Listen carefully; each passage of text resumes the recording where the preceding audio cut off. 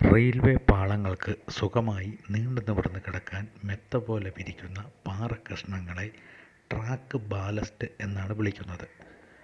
പാളങ്ങളെ അതാത് സ്ഥാനത്ത് നിലനിർത്തുന്നതിൽ പ്രധാന പങ്ക് വഹിക്കുന്നത് ഈ പാറക്കഷണങ്ങളാണ്. ബാലസ്റ്റ് ആയി മെറ്റൽ തന്നെ വേണം എന്നുണ്ടോ? വേറെന്തെങ്കിലും കല്ലുകളായാൽ എന്താണ് കുഴപ്പമുണ്ട്.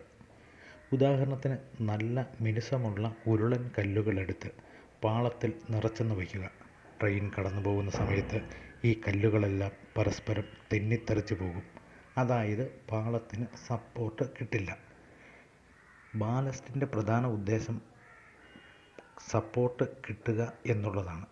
അതിനു വേണ്ട കല്ലുകൾ കൃത്യമായ ആകൃതിയില്ലാത്തതും പരുപരുത്തതും ആയ കല്ലുകൾ വേണം ഇതിന് നിരത്താൻ. പാളങ്ങൾക്ക് കുറുകെ ഘടിപ്പിച്ചിട്ടുള്ള ചതുരാകൃതിയിലുള്ള കോൺക്രീറ്റ് കട്ടകൾ കണ്ടിട്ടില്ലേ?